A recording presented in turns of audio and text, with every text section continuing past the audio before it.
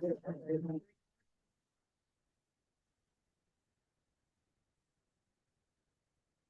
evening, everyone. Good evening.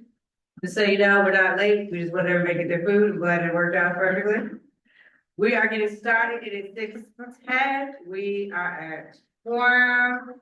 And we want to welcome everybody for taking the time to come out tonight to our South Sacramento AB 617 Air Quality Steering Committee meeting. We will hand it over to interpretation services, instructions. And just a reminder, this meeting is being recorded. Buenas noches. La interpretación está disponible hoy en persona y en línea. Aquí tenemos las instrucciones de cómo accesarlo en línea. Today's meeting is going to be available with interpretation as well. I will go over the instructions to access it online on the Zoom meeting. First, you have to join the virtual meeting by using the Zoom desktop or mobile app. Then click the interpretation icon on a globe, which is a globe, sorry. On the desktop, look at the bottom of the Zoom window. On mobile, please tap the screen to show the close and tap board and menu. And choose your language channel, mute the original audio. And tips will be, make sure you're using the Zoom app, not a browser, and make sure you're using the latest version of Zoom. Para acceder a un intérprete, únase a una reunión virtual usando la app Zoom de escritorio o teléfono. Haga clic en el icono de interpretación, que es un planeta. En una computadora, revise la parte inferior de la ventana de Zoom. En el teléfono, toque la pantalla para ver los controles y luego toque el menú Más. Elija su canal de idioma y silencie el audio original. Los consejos serían: asegúrense de utilizar la app Zoom, no un navegador, y asegúrense de utilizar la versión más reciente de Zoom. Thank you so much. Good evening. My name is Elizabeth Herrera. I know many of you. I'm the facilitator for tonight's meeting. Britta is sorry she couldn't be here tonight. She misses it when she can't be here.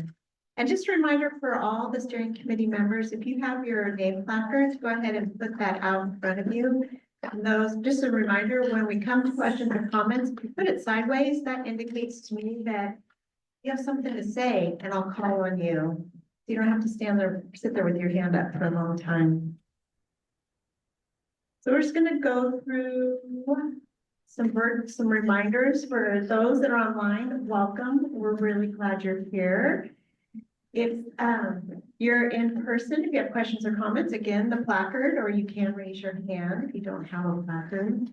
Virtual attendees, if you have any questions or comments, please raise your virtual hand and or type your question or comment in the chat and we will get to you. And just a reminder, as far as order of operation, we will be taking questions and comments always from steering committee members in the room, then steering committee members online, public folks in the room, and public folks online.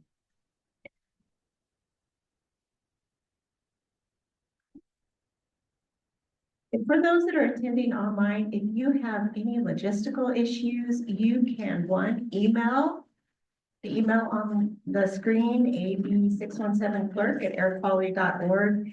You can put a message in the chat. Just reach out to them and they'll be glad to assist you. And again, just a reminder to raise your hand during the question and comment periods. We'll know if you want to participate. And for anyone, doesn't look like anyone's calling in by phone, but if you are, you can do *9 to raise your hand. And then when you're called on, please state your name and affiliation, and then *6 to unmute yourself. Again, the code of conduct, we go through this every month. It's a reminder to please be respectful. make space, take space, so we want to hear your opinion, but we also want to make space for others to hear their opinion. And as always, we have a packed agenda tonight, so please keep your comments brief and questions brief. And even though we didn't start late, the food took a little longer than we thought, so we might have to make up some time. So tonight's agenda, again, a packed agenda. We're right in the middle of meeting logistics and introductions. And we'll move to public introductions in a minute. We have some administrative items. We're going to approve last month's meeting summary per usual. And then we have a membership update from the district. And then we're moving into updates from our outreach subcommittee and more updates from the district. And then the activity everybody's been waiting for, the incentive funding activity, which is a participatory, it's a hard word to say, participatory budgeting activity. And so we're really excited to be doing that tonight. And then our action tonight will be approving the outcomes of that activity. And then new business and public comments, as always. I think we're ready for roll call, Khalid. Absolutely. So we're gonna go ahead and do roll call. As I call through your name, please respond with present, I am or here. Lisa, Pacas Carvalho. Barry Boyd. Here. Arroyo Atoya. Toro Arroyo, excuse me. Bishop Chris Baker. Here. Diogene Gunn. President. M. Swan. Here. Jacob Smalls. Here. Jamala Green. James Allison. Here. Lloyd Walker. Malia Wallace.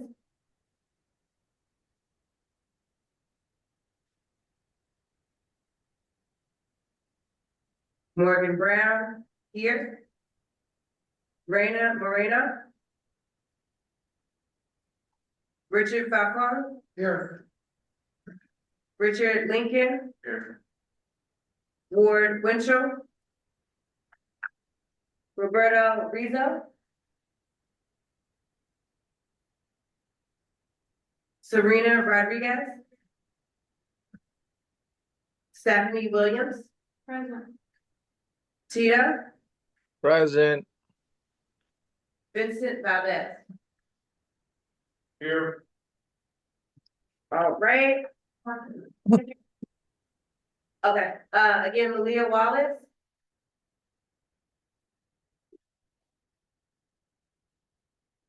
Okay, well, Malia, we see you present, so if at any point in time in the chat you want to comment that you are here. And we also want to thank Valley Vision, the city of Sacramento, as well as ACAR and Metro Air District staff. And Hagen Park. Thanks, Morgan. And any public participants who are here would like to state their name and their affiliation or neighborhood? Would any public participants like to do that? No pressure. Yeah, awesome. Someone's got to break the ice. Are we doing introductions? Yeah, you can say your name and affiliation. My name is Jennifer Holden, and I am the president of the Mangan Park Neighborhood Association, and Mangan Park is in the boundaries for AB 617. We are the neighborhood just north of the executive airport. So that's the takeoff and landing in. So whatever the planes are emitting when they're coming and going is falling right on our roofs and in our backyards with our kids. So I'm happy to be here. Nice to meet you all. Thanks for being here. Anybody else want to say hello? Okay, no pressure. Are there any community events? Hey guys, it's Malia Wallace. Sorry, I just wanted to make sure I said hi or here for the roll call. I couldn't hear before. I can hear now. Thanks, Malaya. We'll mark you as here. We're glad to have you. Community events. So two upcoming community events on November the 22nd at, Dr. Ephraim Williams Family Life Center. We are having our Beyond the Court Community Resource Fair and Basketball Tournament. We are still looking for volunteers if the steering committee would be interested in setting up a table, or if the air district is interested in tabling as well. And then on December the 6th, we are doing our Christmas maker shop. And so we're also looking for volunteers for that, as well as if any steering committee members would like to table, or the air district would like to table. Thanks, Morgan. Barry, Thank you. Not so much as a community event, but a community opportunity to speak out and either for or against the telephone call. No, just kidding. At the Board of Supervisors meeting tomorrow, the agenda will show around 2:00. We'll come to the table about 2 p.m. It's in regards to the 3,500 blue oak trees that are going to be cut down in the Rancho Cordova area to put in place a 200 megawatt solar farm. Again, cutting down 3,500 plus blue oak heritage species protected trees. Downside is on a private ranch, and the deal's going through with SMUD. But if you want to speak up against it and or for it, but just closing, they are going to use, I forget how many tons of dynamite to level some of the hills to which that pollution is going to go into the Coyote Creek. Just an FYI for those who didn't know. Thank you. thanks, Barry. Any other brief community events to share? Okay, thanks. I'll pass to the co-lead for meeting summary. So I'll pass it to the district to provide any updates, if they have any updates yet. Membership update? All right, excuse me. So we are going to acknowledge that we have all received our meeting minutes and via email as well as in your packets. Hopefully everyone has had an opportunity to review. And if we all feel confident, we are just looking for a motion to approve said meeting minutes. Motion. We have, Second. all right, we have first and second. All right. And so, yeah, any discussion amongst the meeting minutes? No discussion, any community member comments? All right, so we will move forward and we will vote. Alicia? That was a yes. Barry Boyd? Yay. Is it yay? Bishop Chris Baker? Diashne Gunn? Adam Swan? Jacob Smalls? Jamala Green? James Allison? Yes. Lori Walker? Yes. Malia Wallace? Yes. Morgan Brown? Yes. Raina Moreno? Richard Falcone? Richard Lincoln? Yes. Roberto Rizzo? Serena Rodriguez? That was a yes. Stephanie Williams? Yes. Tina? Yes, ma'am. Vincent Valdez? Abstain.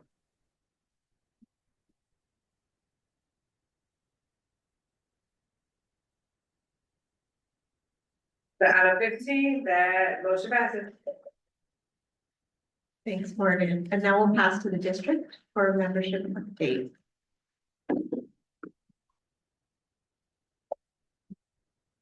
Right, we had a membership update. For those who can recall from reading your charter, there is a clause in there that basically says that that you have to, attend certain number of meetings, things like that. And if you miss a certain number of meetings, that we would be discussing about a member's participation, attendance, and, the member that we are talking about tonight is, Reina Moreno. And so, in the charter, it basically says if you had missed 3 consecutive meetings, then the air district would be bringing this to our co-leads. And if they deemed appropriate, then having a fuller discussion with the steering committee regarding the membership of this member. And so, we wanted to share that, the last time we recorded Reina, attending the meeting was on July 22nd of 2024. We did send a letter to Reina, letting her know that we will be, discussing about this tonight, and that, if she wanted to, resign, she can do that and just let us know. So it's been notified to the steering committee member that this conversation was going to take place. And so, I'm really bringing this to the steering committee's attention on what you would like to discuss, how you would like to move forward. And I'll pass it back to the co-lead to see how you guys want to facilitate that discussion.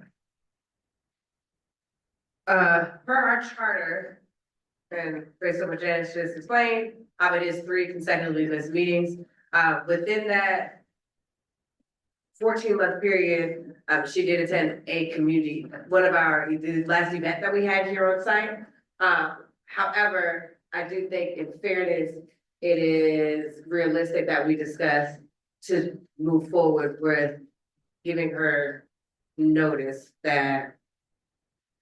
So based on the conversation that I had with one of the other co-leads was we were either I suggested that we either give co-leads that we were gonna have this discussion today, and if she did not show up today, that would be the understanding of resignation after lack of involvement for 14 months. I do feel like that's extremely generous that we still have not given that assumption of resignation. So I would just start off the conversation that I think personally, because I know that we hold each other accountable for attendance, whether it's our steering committee meetings, our subcommittee meetings, our certain meetings that, there is a certain expectation that when we have the ability to be involved to do that. But I feel like this particular meeting is a non-negotiable. So I will start off with just saying that I'm in preference that after 14 months, realistically, I would assume that if it was anybody that we were having this conversation with across the board, I would say that the recommendation would be to move forward with assuming that lack of showing up is resignation, voluntary resignation, excuse me. I'll pass it on to any other comments. And just a reminder for folks to please speak loudly and clearly, even into the mic. The interpreter's having a hard time hearing us. Go ahead, Stephanie. Just making I don't know if we're taking motions now, we're still having discussions, but yes, I do support that recommendation. I think that it is time. There's been several months, and so with that lack of participation, I know that there's others that want to participate and be a part of the board, and so I agree and would like to make a motion to remove based on lack of participation. Motion on the table, right? I mean, I made one, but I think we're still discussing it. I'm not premature with my motion. I think so. In fairness, we'll let everybody give their comments, and then for the record, we have a motion to move forward. So, Em? Just for the record, given space, how long has it been? 14 months. Does anybody know this steering committee member personally? Has anyone checked to make sure that, their safety is okay? I do know that Roberto has reached out, and so when that reach out occurred, I don't believe that anything was mentioned that it was a Yeah, so let's just say that that's an unknown. It did not seem like that was an issue, and then when they did attend the community event that we had here, nothing was mentioned. Okay, Yeah, thank you. yeah, no problem. So, Serena, with the bear.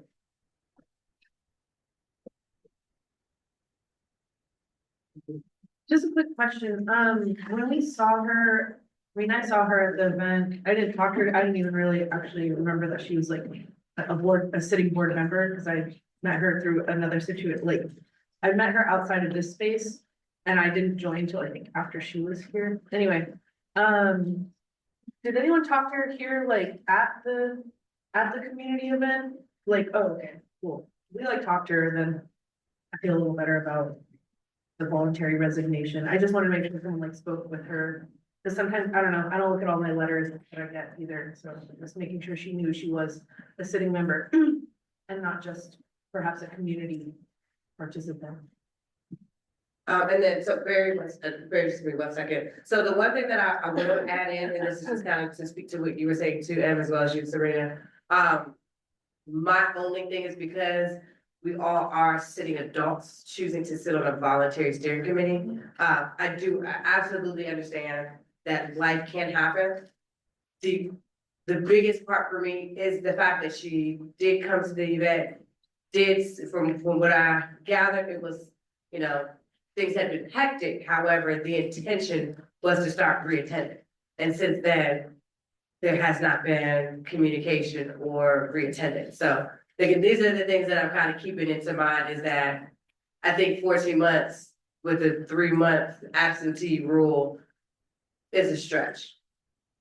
Sorry, Barry.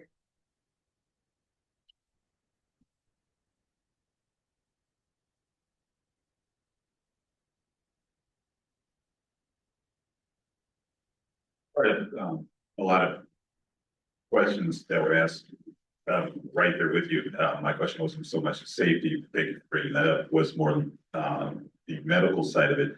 If there was an issue that would have kept her from attending, but then at the same time, she would have made notice to someone that it was a medical event just prior to this, agenda item. I mentioned, well, when her name was mentioned, I just asked Jaime, I'm like, she's still a member. Next thing up was having this discussion about her, but that's it. I don't know what she looks like. Excuse me, maybe if she walked through, I might recognize her, and not being here for 14 months. Great that she was here on the 15th, but she was reached out to, didn't show up. The CERT meeting, the outreach meeting, nor tonight's meeting. I say we move forward and so let that space be available for someone who can, who's able to attend these meetings. Vincent?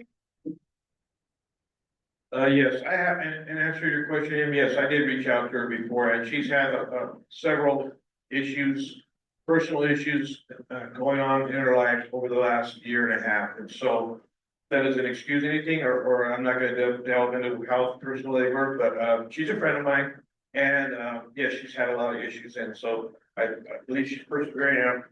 I'm sad that I wasn't here to see if she came back at one time. Thanks, Vincent.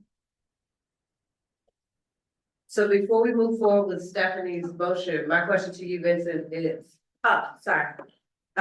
Really quick question to Vincent before we move to James, is based on the statement that you're making, are you bringing that up as a recommendation that we possibly have another suggestion on the table, or?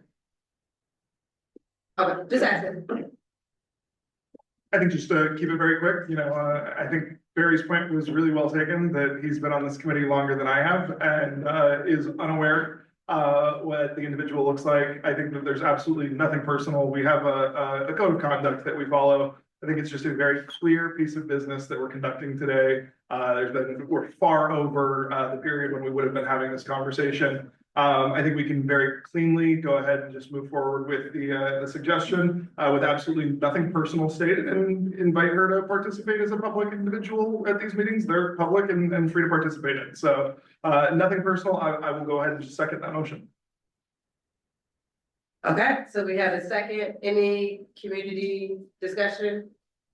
for public comments? All right, so we will take a vote. Sorry, I didn't have a question. Yes.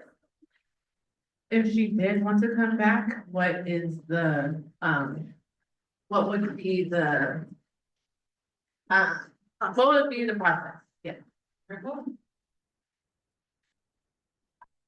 So if this was to pass, here are the steps that we would take. We would basically send her a letter, an official letter, thanking her for the time that she was able to spend with us on the steering committee, letting her know that there's still ways to participate. And then if she at any point want to come and reapply to the steering committee, she can do that. And we would go through the same process that we do with any application, bring it back to the steering committee, you guys, deliberate, and that would be the mechanism for her.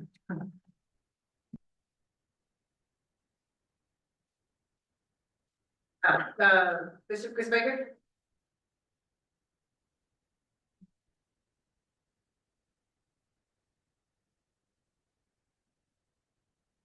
She hasn't been to a meeting in 14 months, you said? Since July 22nd, 2024. That is correct. And how many times have you reached out to her? Lots of times. Every month. So my question is, if she's having, I mean, we all have struggles in personal life. Is it a possibility we can reach out to her again and say, okay, if you want to rejoin, can we put this aside and get your struggles, whatever she's going through? And give her that opportunity to still be on the team. So the one thing I will add in is when I was fully aware of the contact being made and when she came to the event, it was told that the commitment was to start coming back. The other thing I'll add in, and once again, kind of to James' point, it is a matter of business, and you also do have Zoom options.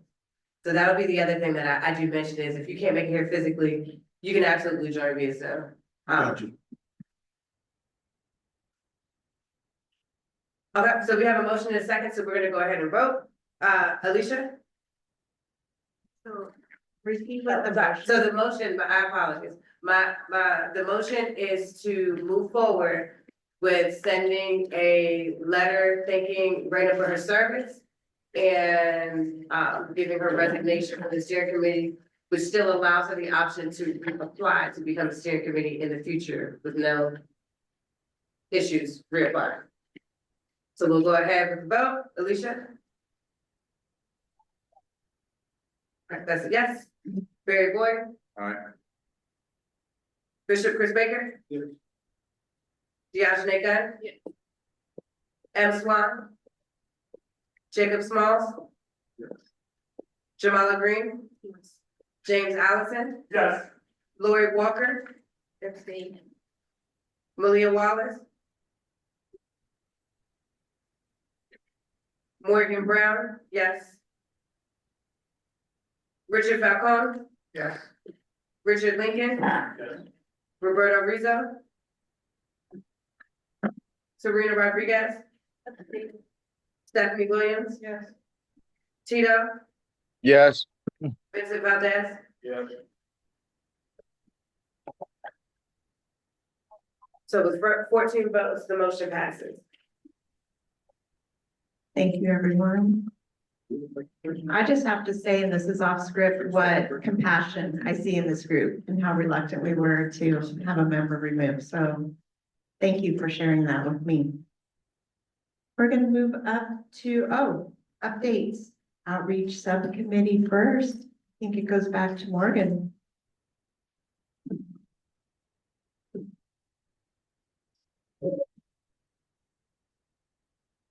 Okay, so for the outreach subcommittee updates, so as far as the ARC fellows, they are onboarded. We're starting their weekly check-ins with tasks. So there was tasks that have been assigned to them. The district was kindly and gracious enough to take their time to also help facilitate putting together a list of task items to get them onboarded to AB 617 Air District specific projects. So I would think that it's probably gonna take about a good month or two to kind of really get them in the swing, but the expectation is that definitely once we make it past these holidays, start to have them physically present here, but what we let them know is as far as November, December, giving them the Zoom options to be able to start attending, to become acclimated with the group, acclimated with our processes. And that also includes them having training materials as well to review, again, just for background on what, the AB 617 steering committee, what our mission and purpose is. As far as the CHE stipend process and agreement, I am aware Valley Vision has sent out an email as well as was on the outreach subcommittee meeting to give updates on how that process will work. They sent out W-9s and agreements for everyone to physically sign. If you don't have them, I believe they have some physically as well to be able to fill out. When you do complete those, please do not give those to anybody that is on this side of the table. Please give them to Kathy or Laura only. Yep. And my apologies if I'm speaking fast. Kathy, Laurel, your paperwork, don't give it to us. As far as our draft, outreach plan, we're looking at being able to review that in full, for January, February 2026. Our calendar of events and volunteers. Again, those would be for the event on November the 22nd, as well as December the 6th. Again, the Beyond the Court Resource Fair, it is a tournament, a basketball tournament, as well as a resource fair. So we are looking to be able to target, to have more targeted populations that reflect what Southside, as well as the specific boundaries that we're in look like, and to be able to get them more acclimated in, once again, what we are doing here with the steering committee. And with the Christmas Maker Shop, that again is another space where we'll be able to target more families, more youth to be able to become more acclimated with the work that we're doing as well. So anyone who's interested in volunteering, please let me know. And then as far as, Janice, do you want to go over the November incentive funding activity preview? Yeah. Just like last month, we were wanting to touch base with everybody on the activity that we are doing tonight so that you guys are familiar with the information that you have available. And so that you would, also just have a preview of what it looks like, so you're not surprised by it tonight. So we took that opportunity at the end of that meeting to show who was there, and then the rest of you, I think, for the most part, has gotten a contact from one of my team members to preview this activity tonight.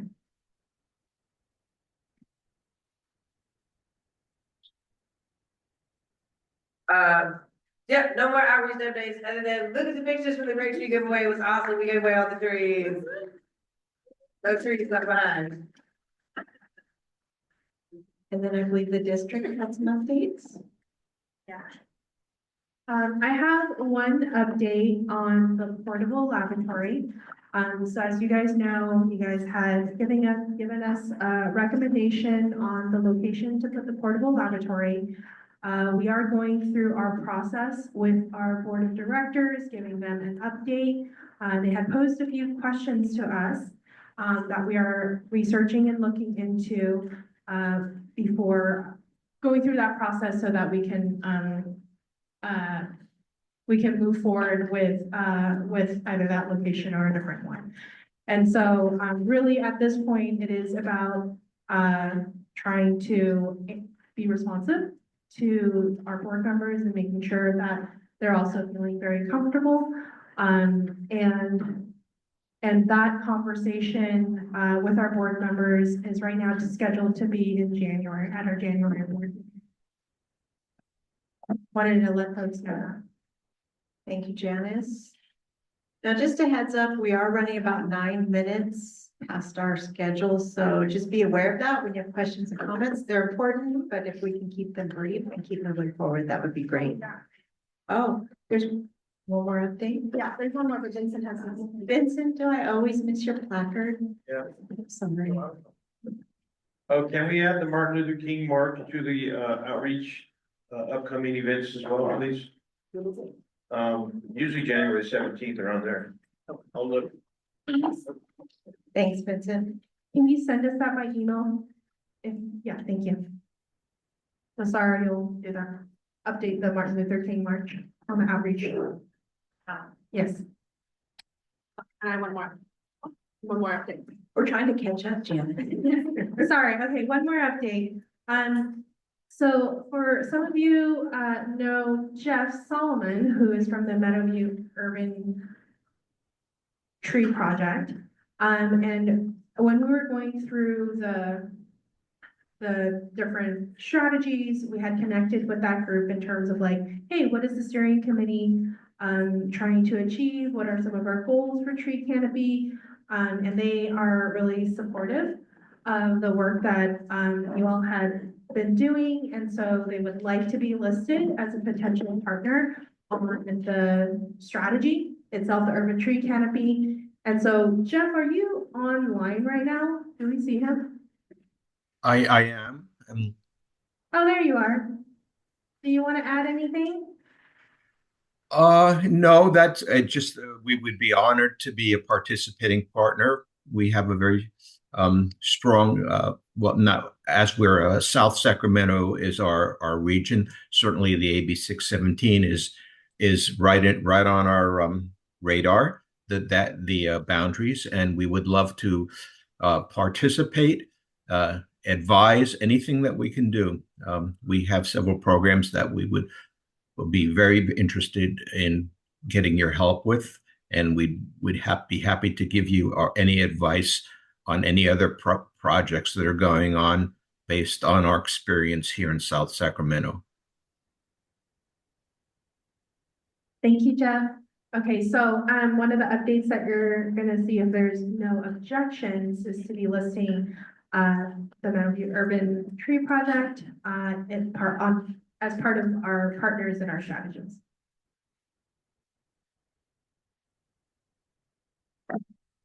Concerns? I think Vincent's is an old one. Go ahead, Vincent. No, it was no.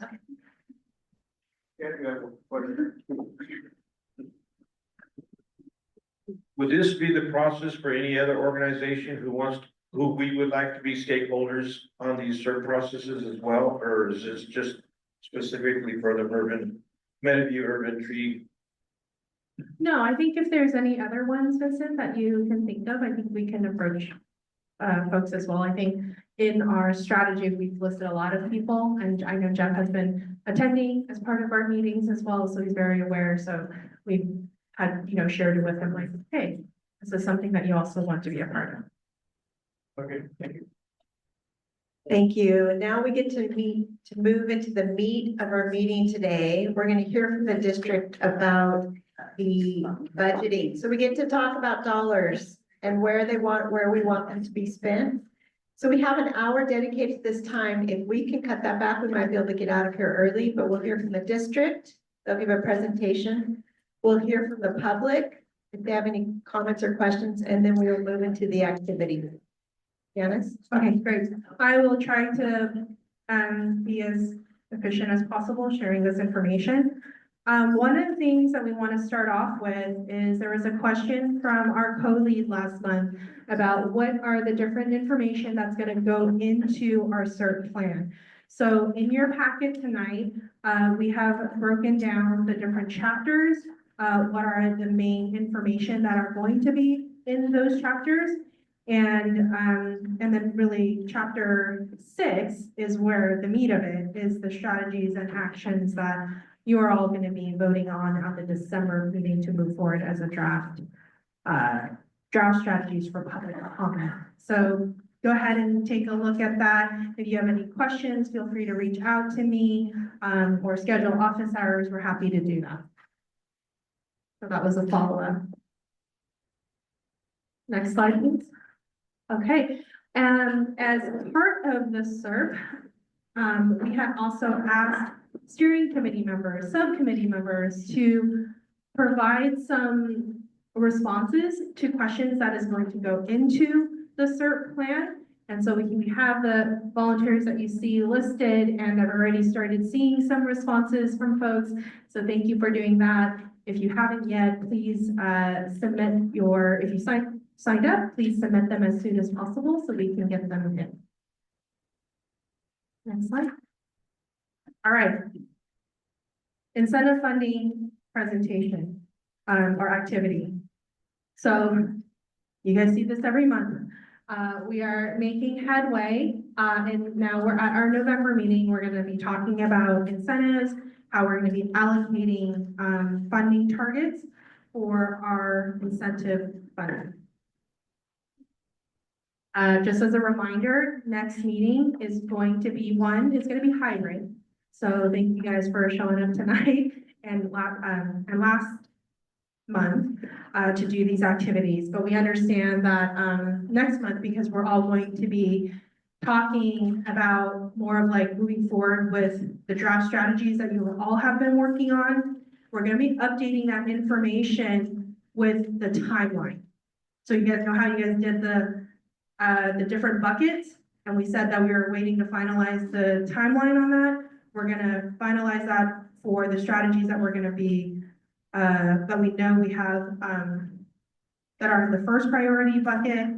And then what you'll see differently is that the strategies that are in bucket 2 and 3 are not necessarily gonna have a timeline, because we need to know that we have the funding, be able to implement those projects, right? So again, that's why we have them in the 3 buckets.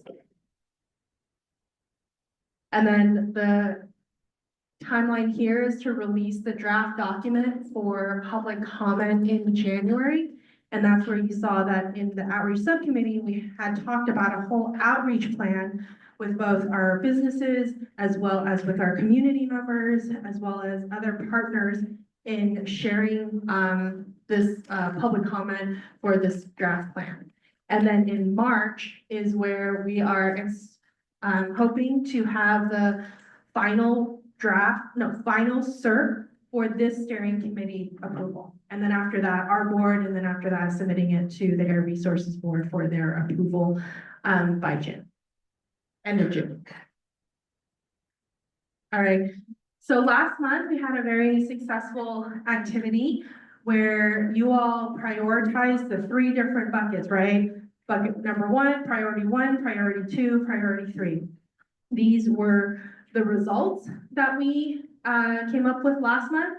And so we're moving forward with that. And this is what it looks like when we type it into a table. So you can see in priority bucket 1, we have our tree canopy, promoting education, safe and resilient streets, clean air products, education for hair and nail salons, safe and resilient streets, public information portal, residential lawn and garden, electrification, and air filters. And then the others in priorities 2 and 3.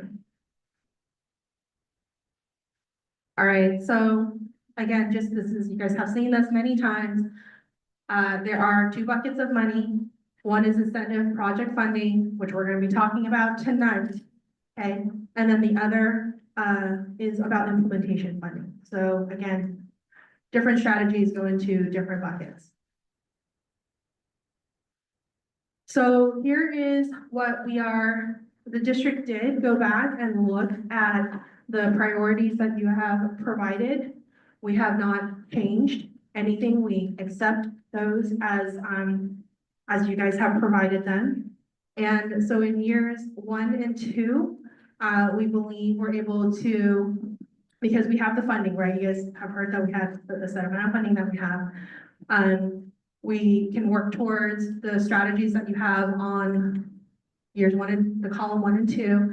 And then the ones that we are waiting on, to continue in years 3+ is air filters and public spaces, as well as business education. We actually pulled in, if you count there's actually 11. And we actually pulled in business education because it was the 11th one, because we believe that that's something that we can also do in that time. So I just want to put that out there. And then as we understand the funding more from the state, we're going to be pulling in strategies from bucket 2. So as we know the funding from both the incentives as well as implementation fund. And then once we exhaust bucket 2, priority 2, then we would go to 3.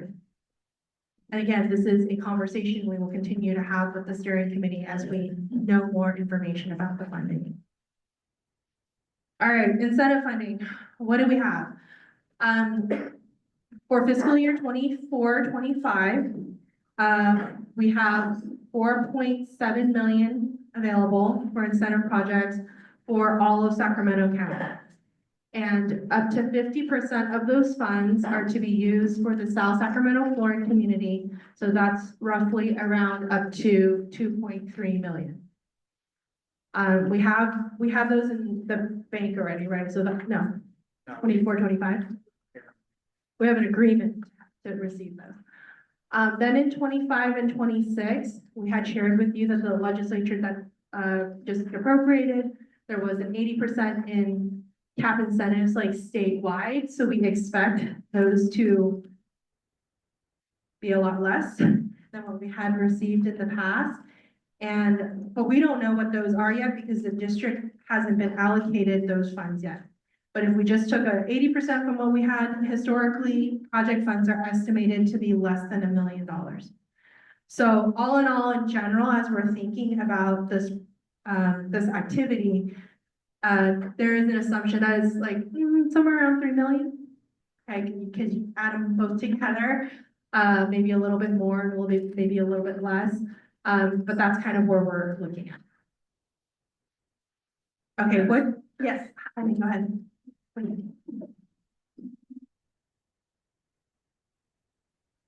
Thank you. This is Jaime Lemos, also with the Air District.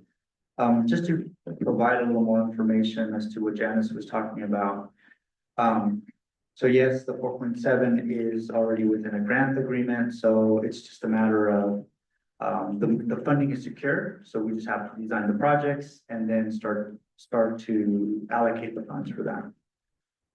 What Janice mentioned about the 80% reduction in funds, we've normally seen within the cap and trade in the state of California to fund community air protection around the $350 to $300 million. That's kind of what we've been used to.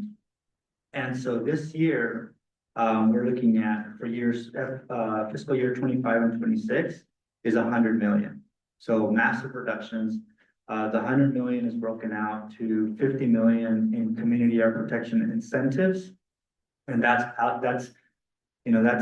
to be seen as to how it's going to be distributed out within the California Air Resources Board and the air districts.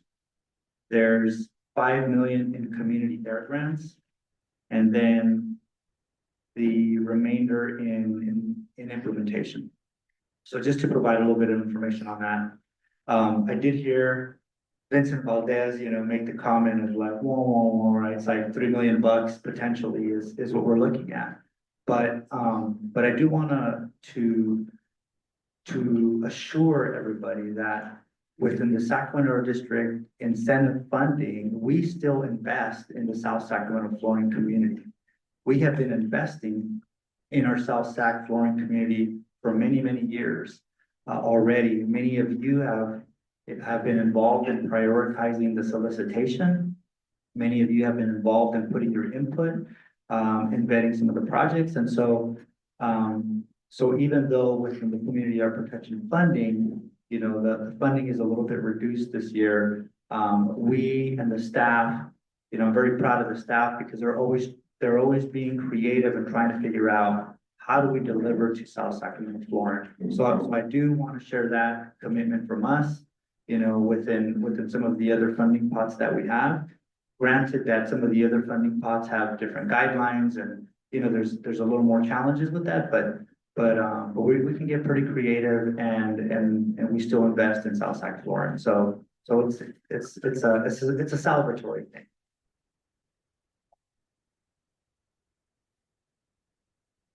There's questions.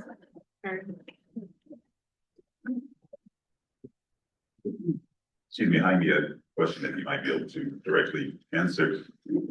Sorry about that. Is the reduced amount via that less than monies have been collected through the cap and trade income, or the legislation just drop the amounts to be allocated?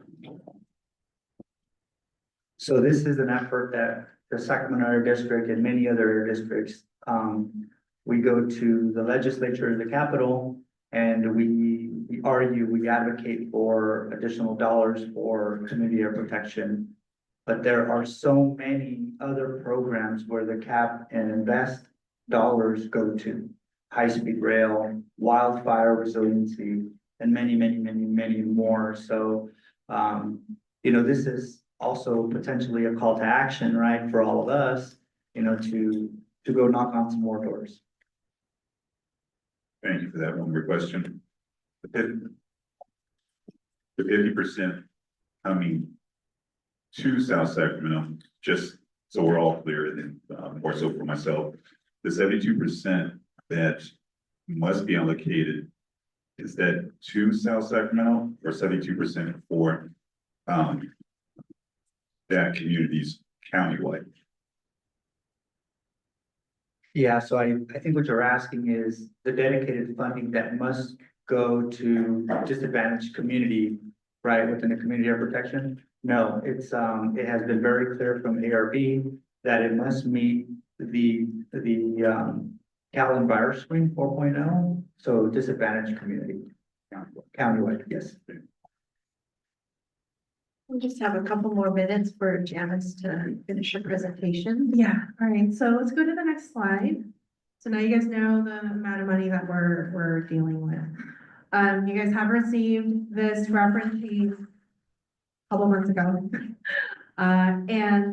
What we have is kind of a reference for you to get an idea about how much $100,000 would get you. Again, these are just guess estimates. And it depends on the project, it depends on how easy things are. So please take those with a grain of salt.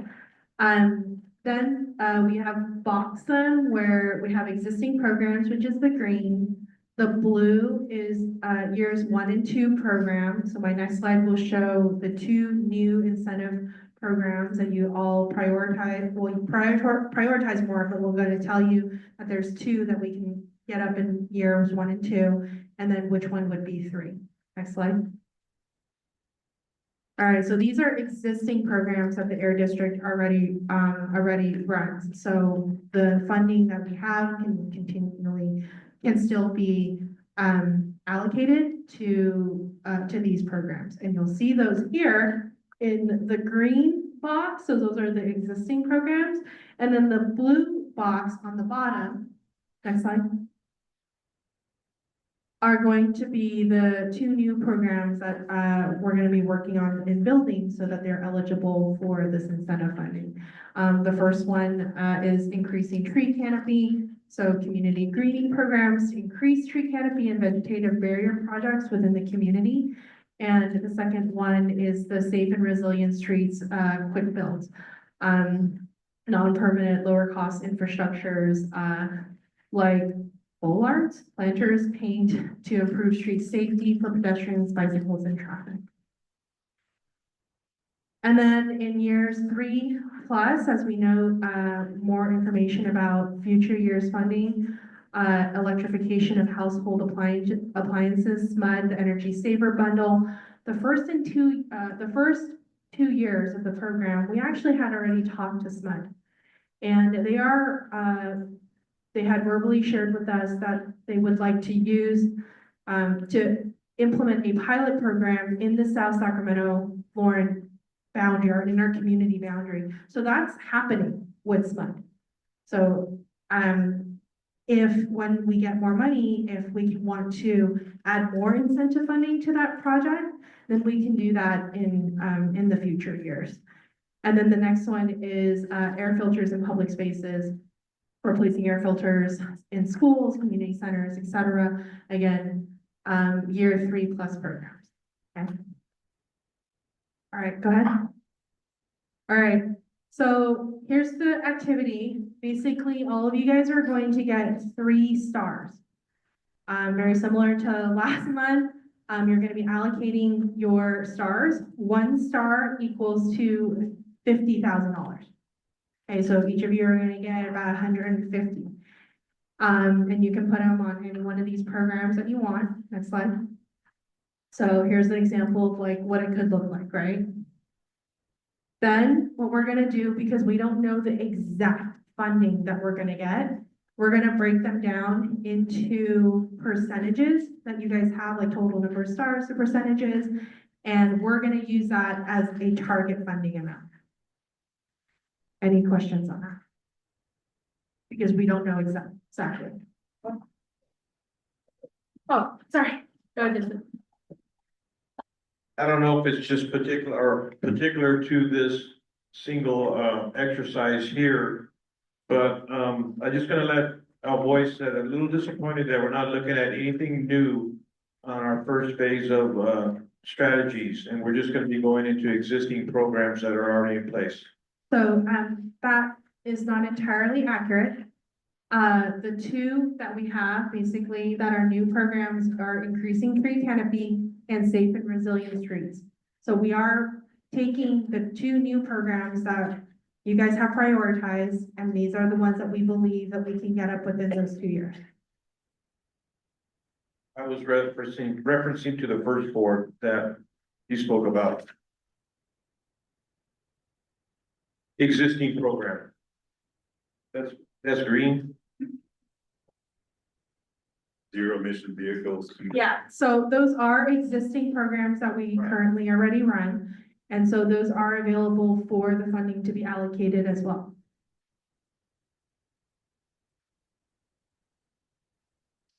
If I may clarify though, and correct me if I'm wrong, Jaime or Dennis, or Vince specifically, again, these selections that we're going through are as a result of the voting that has taken place with community and the steering committee over these last few months. So though I understand the idea of disappointment that we're seeing existing projects instead of new projects, again, it was community that said this is what we want.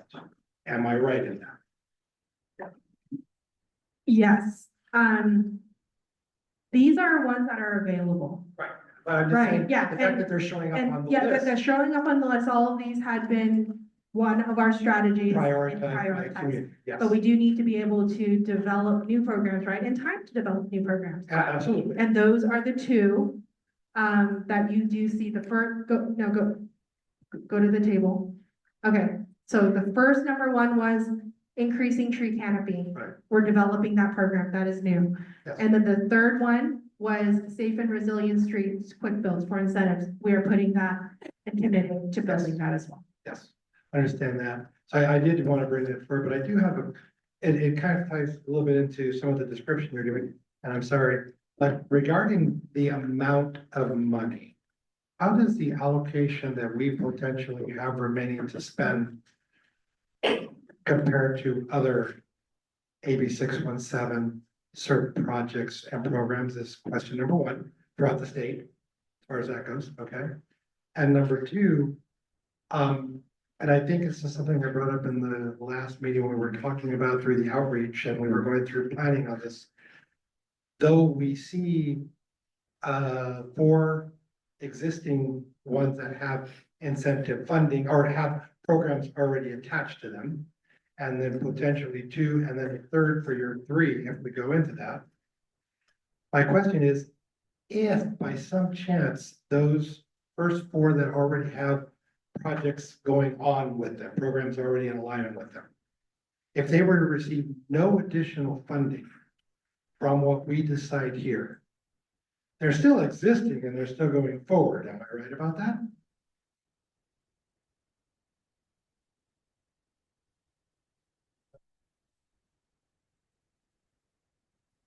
So to answer your last question first, yes, so those are existing, so.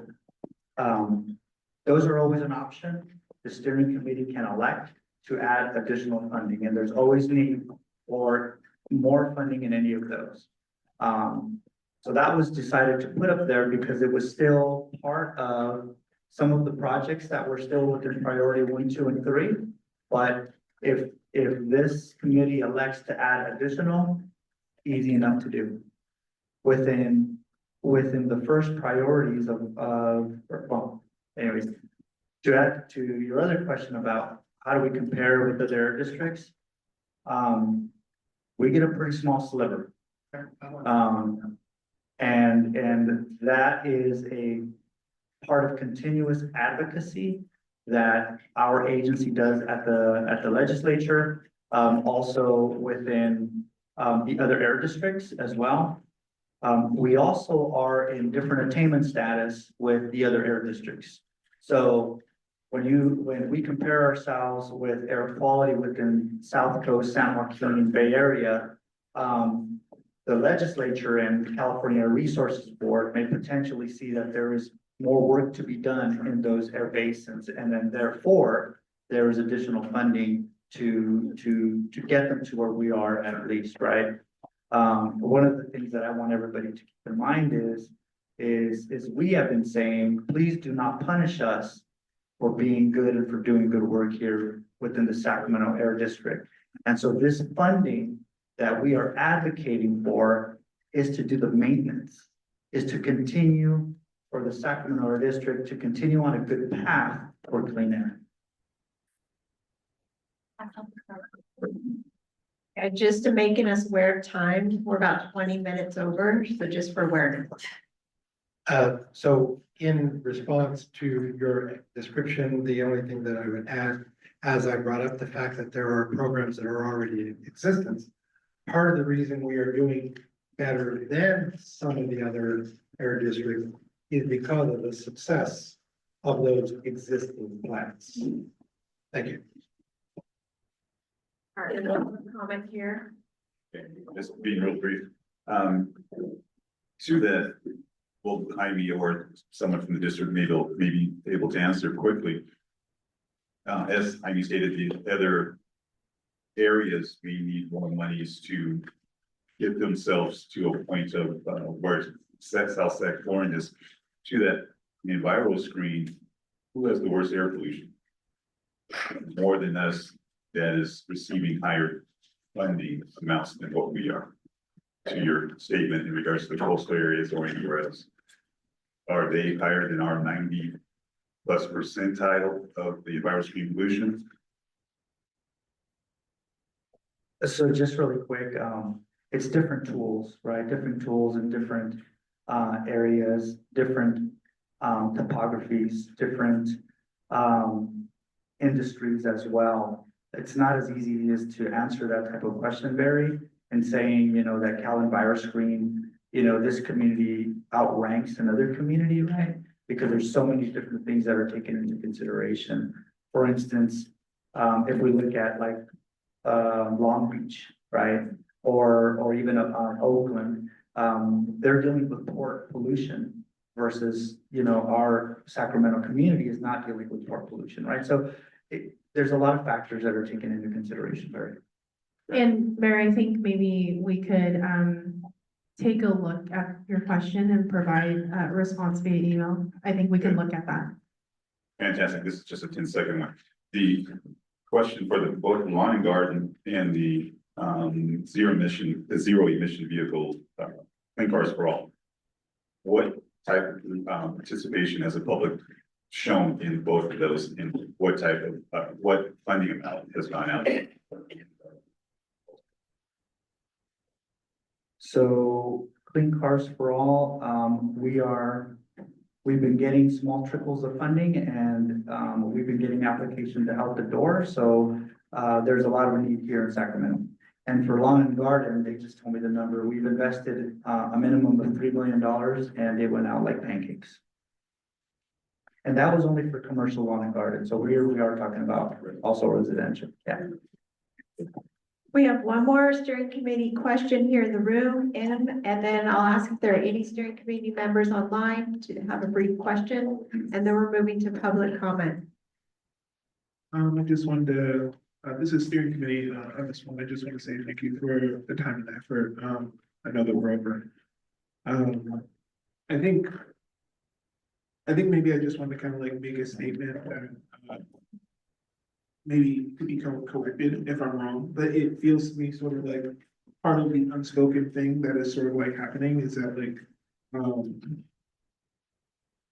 we need to have a moment where we as a steering committee look at the work that is already being done by the air district and openly, publicly decide whether or not we want to radically change direction or not and make that our official sort of like stance. And I think I wanna also feel like I think in this process, I felt a sense of a lack of including sort of like space for emotional processing, I guess, around that, you know, like a lot of people who are going to be doing the work behind what we're asking them to do have already put hours and time into other programs and other projects, like the ones that are already existing. And so there might be we just might need, I guess, an acknowledgement for like, if we want to go a radically different direction, to just be like, yes, thank you for the work that you're already doing. And these are other things that we would like to see. It is not us saying that like, you guys are doing bad work. It's just that like, these are things that we would like to see. I don't know if that's correct or not. I really do appreciate your comments and like it. However, that is impossible to do currently. The funding that we get within those existing programs is dedicated and within, some of them even within statute of the legislature, which are then given to the California Air Resources Board, which are then passed through to us. Which means that the funding is designed specifically for that type of project. I do love the radically creative. I think that's part of the CERP process. But CERP is only, a very small part of the California Cap Investment programming. It's a small part of even within the CERPs, and we still need approval. Once we select, these projects, these two new ones, we still need to go to the California Resources Board and get approval from them as well. So I appreciate it. I want to chat more about that, but the color of money is important, and in this one, it's very limited. If we don't move on, these are very important conversations, but if we don't move on, we're not going to have the opportunity to actually vote and select where we would like our dollars to go. Janice, did you have any more instructions for the steering committee members about how to do this? And then we don't have to commit to seeing if the public has any comments. No, I think you all kind of understand the activity. We had a thorough discussions. I have nothing else to add. We do want to take public comments before you guys put stars. Are there any comments from the public in the room that you would like to add?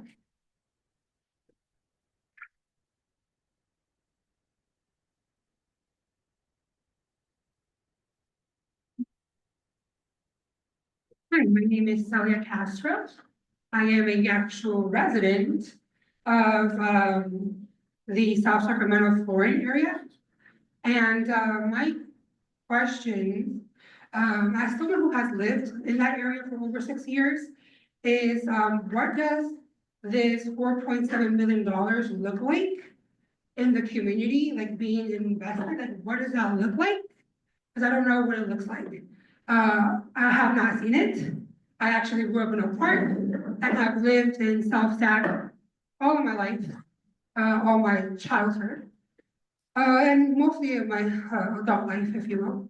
Also, my other question is, why is any money being allocated to commercial vehicle replacement? Because per my research, which is public research, the people who have historically deteriorated our quality of air and natural resources are commercial companies, the big guys. I live a couple of blocks from Pepsi. None of this money should go to Pepsi or to any other corporation that has millions, billions of dollars. They can afford their own clean vehicles. Members who live around Pepsi, around all of these corporations out there, We can't afford, most of us, to buy our own clean air vehicle. But yet again, we want to give money to corporations that historically have damaged our neighborhood. To me, it's outrageous. And not only outrageous, but it should not be done, period. Thank you. Any other public comments? Any public comments online? All right, I think we need to go ahead and move ahead to our activity. Any further instructions, Janice? Just before Janice, chimes in, answering Ms. Castro's, question, the $4.7 million that my memory serves me, that was the contribution from this entity that went to Pepsi for the replacement vehicles, in addition to monies funding from other entities that I believe hit somewhere near 22 million, between 11 and 22 million dollars for 11 electric trucks. That 4.7, to your point, is what came out of this body, but just for clarity, for 22 trucks. And let me just add on. So we have all of the incentive grant funding and the projects listed on our website. So I'm happy to walk you through maybe offline on like what are the projects, where did they go, how much funding, and we'll work with Jaime's team to share that information. I mean, is the transportation guy. He's the guy. Yeah. So Janice, are we just inviting steering committee members to come place our circles on here? Please. Remember, each circle is worth $2. $50,000. I was making sure someone was listening.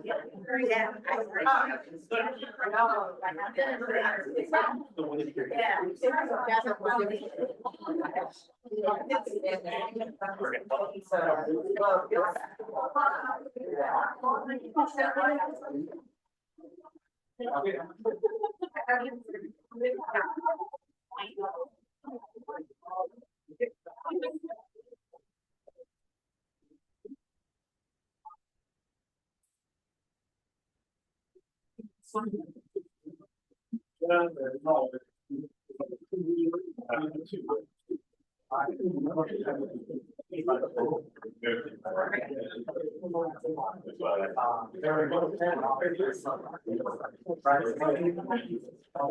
been talking about it for long enough. Yeah.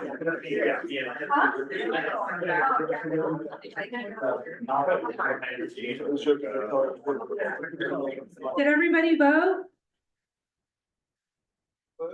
Everybody vote? Is there anyone that still needs to vote? You can take a few minutes. But if not, you're helping us make up time. Okay, raise up hands if you haven't voted, otherwise we're gonna move on to tally. Oh,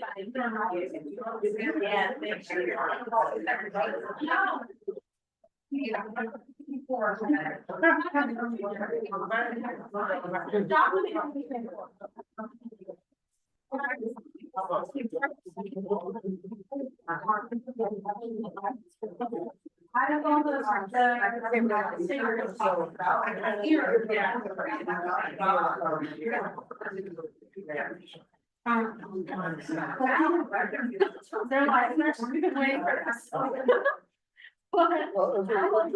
We're just joking that over there. I was like,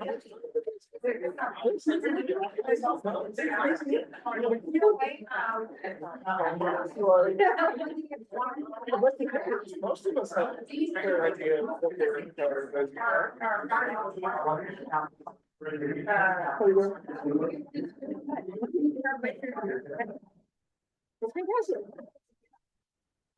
I saw that you guys come out on there.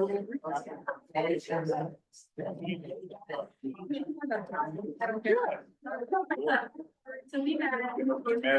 Oh, yeah, they're gonna. Mad Studios.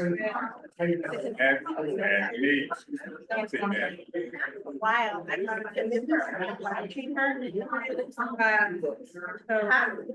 since the summer. Haven't been since the summer. Oh, okay. Yeah, no, I haven't been since like last year. They started changing, and I. Friday, projects, cool. Out there, like. Yeah, I mean.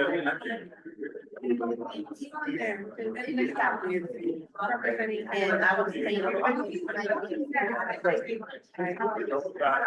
Is that what?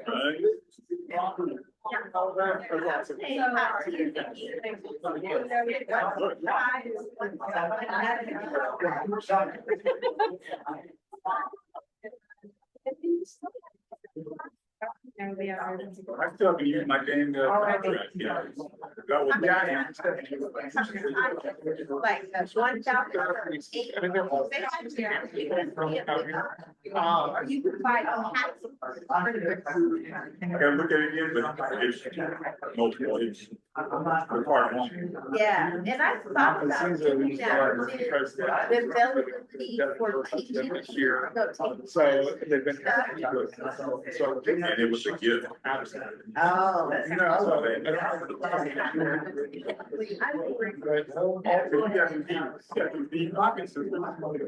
think it's more like detail now. I don't know that they're I don't know. I'll swing by. Yeah, like the first Friday, or it's not a Friday, I thought about it. I've never made it, so, Now, the weather's cold too. oh,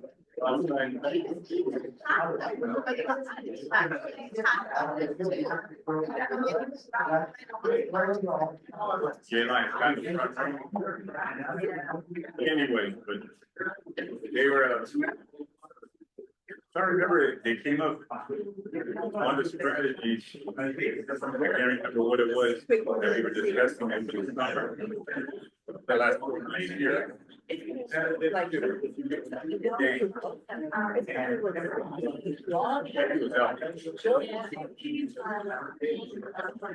to think of what it was, but it'll come to me. It was. Driving to like the, on the ground, yes. You know what? It was.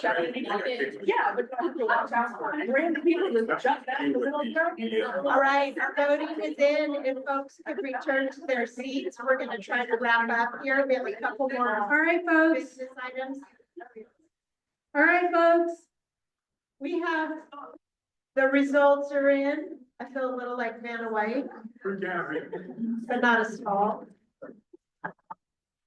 Right, can folks see this okay? Oh, Janice is now Vanna White. If you don't know who that is, that means you're. Okay, so our percentages, the number one percentage came in at increased tree canopy with 16 votes. That's 33% funding. Gold. The second was the safe and resilient streets with 29%, and that's 14 votes. Number 3 was lawn and garden at 10 votes for 20% of the votes. And then we had zero emissions infrastructure, the electric vehicle supply, chargers and hydrogen fueling stations at 4 votes at 8%. Zero emission vehicles, 3 votes at 6%, and then commercial vehicle replacement at 1 vote, and that's 2%. So good job, you guys. This is what we call participatory. We all got to participate in it. It's a big deal, and it's a good job. So we're gonna move on to our next activity. We're trying to regain some time here so we can get folks out of here. And now I think we get to vote. Is that right, Morgan? We get to, oh wait, I have the facilitation minute again. Yeah. What you said. Okay, I think now we'll have Morgan walk us through a vote to accept these, the what's been indicated here. Okay, so we all just sat here and did this activity together. And now we forward with voting to accept the results that they just went over. So, to get started, do we have a motion to accept the results? Or do we have a comment first? I'll make a motion to accept the results of the incentive activity. Okay, do we have a second? I'll second. Say it one more time. Top 3? The top 3 are tree canopy, safe and resilient streets, and lawn and garden. Thank you. You're welcome. We have a first and a second. And is there any discussion for the steering committee Any discussion? in the room? Steering committee members? You guys wanna use your little thing? I think Serena's, Public- suggesting that you guys should do that. Any public comments on? No public comments? All right, so we'll move forward with the votes. Looks like everybody at this side got the memo. All right, Alicia, Green, Barry Roy,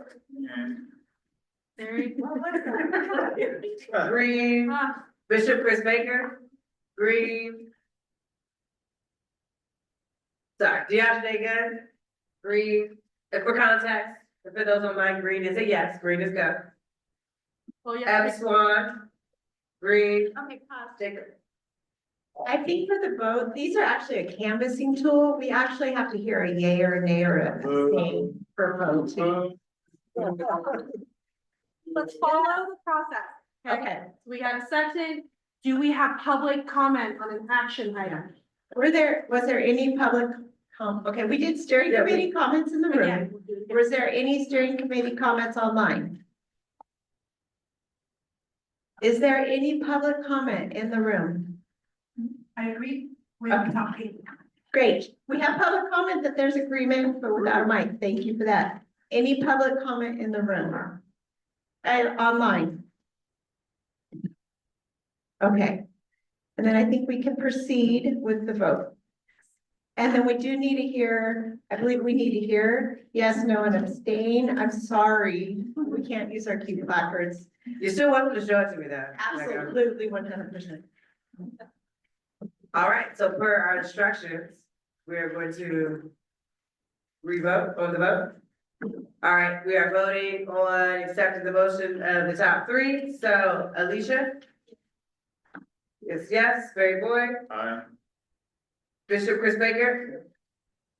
Josh Gunn? Yes. Adam Swan? Jacob Smalls? Yes. Jamala Green? James Allison? Yes. Lori Walker? Yes. Lilia Wallace? Yes. Morgan Brown? Yes. Richard Falcone? Yes. Richard Lincoln? Yes. Robert Rizzo? Thank you, sir. That was Tito. Tito? Yep, got you. Sabrina Rodriguez? Yes. Stephanie Williams? Vincent Valdez? Yes. Thank you. All right. And the motion passes to accept the top three. Yes, motion passes. No, not to, it's not the top three, it's to accept. To accept voting. the voting of the results. the Yes, results the of results. the Yes, three. yes, correct. Not of the, why do you keep saying three? Barry just asked for the top three were. Oh, okay. Yeah. My apologies. Very threw you off. Okay, thanks, Barry. I think we need a round of applause because it's kind of exciting. All right, good job, you guys. These have been accepted. All right, now we are shifting gears. We're going to talk about new business. The district has some, and I just want you to be proud we're catching up on time. We are 20 minutes behind, so good job. District, we're going to review some slides on office hours.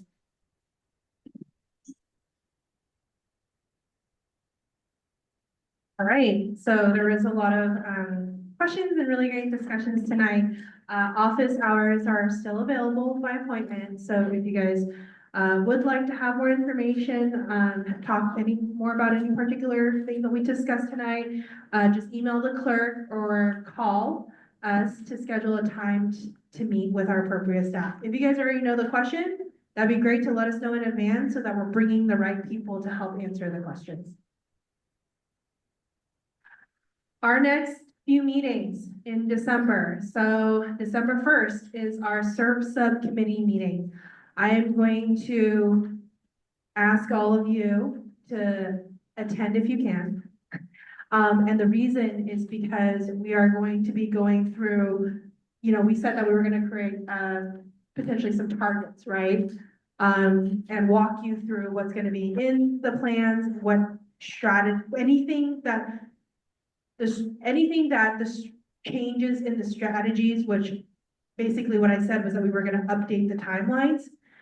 I want you guys to be able to see them. So before you vote on December 8th. So if you guys can please attend, that would be great.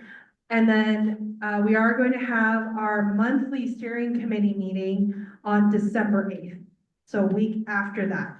And in that meeting, in our December meeting, the steering committee is going to vote on the draft strategies that you guys all developed. You guys will get a packet before the meeting. Please review that. That is what you're going to be voting on. And it's a lot of information. So if you try to get in here and read them all at that time, it's going to be very difficult. And so we're going to be making that vote on December 8th. And it is going to be a hybrid meeting. But we'll also, gonna be here as well. And then we have our December 15th outreach subcommittee meeting, which Morgan had already kind of gave a preview on how we've been working on the outreach plan for the draft SERP. Draft SERP public outreach. Is there any questions from anyone? No? Great. So I had a question real quick. Our next meeting, because I know that we staggered how we did due to the holidays. When will be the next meeting following that December one? Would it not be until January? It will not be until January. Okay. Yeah. I think we're resuming our normal program in January, like our first Monday would be the SERP subcommittee, is it right? Yeah, the 5th. So pay attention, it's a change of date for our next monthly meeting. It's on the 8th. Mark your calendars. You'll get invites from Sarah. And underlining attendance at that December 1st SERP subcommittee meeting. There's gonna be a lot of good information and a little more opportunity to dig into it with staff. So really important. Not that I'm minimizing the outreach subcommittee on the 15th. Anything else? Okay. Steering committee members, is there any new business? New business? But I have a question on the calendar. Is there a reason why we're not having the outreach subcommittee meeting before the steering committee meeting? Why the 8th before the 15th? Yeah, why did we change our normal? We kept the outreach subcommittee meeting the day, the regular day that it was. So We kept the regular outreach subcommittee meeting the day that it was, and then for December 8th. Part of the reason is because we need to know the results to compile the information to get the plan out. So we're also getting staff to be able to have time to put that together. Thank you. And the holidays, yeah, good point. Just quick for a future projection, on the 19th of January is Martin Luther King holiday. That's the third Monday. So For we'll have outreach. to, yeah, thank you. Thank you very. Thank you. Any new business from steering committee members in the room? Steering committee members online? No. No hands? All right, now this is the time that we hold for public comment.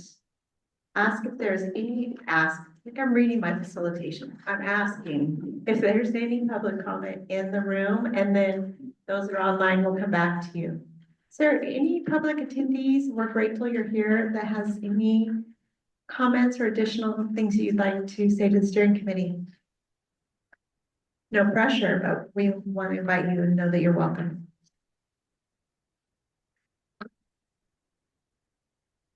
Any public attendees online? Just raise your virtual hand or your regular hand. All right, Jeff, I want to invite you to unmute and to share your comment. Thank you, and thank you for calling us out about our participation as with the AB 617. I'm speaking of of course, the Meadowview Urban Tree Project. I'm just curious: is there going to be a vote about that with the steering committee, or what's the next steps until we could be fully approved to be a participating partner? Thank you. I think we shared the information with the steering committee tonight. And unless anybody, we can take a vote. I don't mind about that either. But if there isn't any objections, I think we can move forward with go ahead and putting them as a potential partner. Okay, thank you. I just wasn't clear that you folks had accepted our partnership. Thank you. I guess as far as the particular question he asked, the only question I guess that triggered for me is what specifically, I guess, will there be a, like some type of like write-up or proposal of what that, the partnership entails? We have a whole bunch of people on the partner list, right? And a lot of that would, the details would be written, looked at in the implementation phase. Okay. So it could look like what Jeff said, it could be advice, right? Like how, because they worked on a lot of projects, it could be, various different, I think, things that you guys may all be discussing as part of the implementation. Okay, so this is to put inside of the draft for the implementation for approval. Right. Okay. And I think what, if I can give some comfort, next month, you guys are going to be voting on the draft SERP strategies to go out to public comment. And what we're gonna do is we're gonna go ahead and put them in as a partner. And then you guys are gonna be voting next month for it.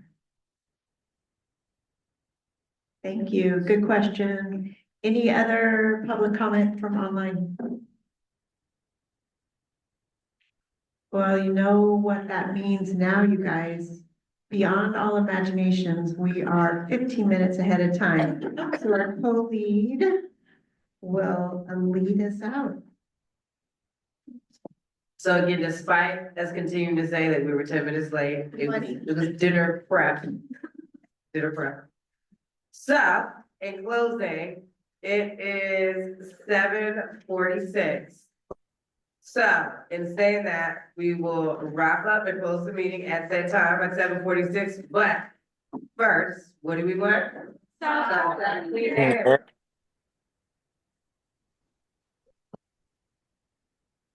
If you haven't turned in your W-9 to Valley Vision, please go ahead and do that tonight. That is so that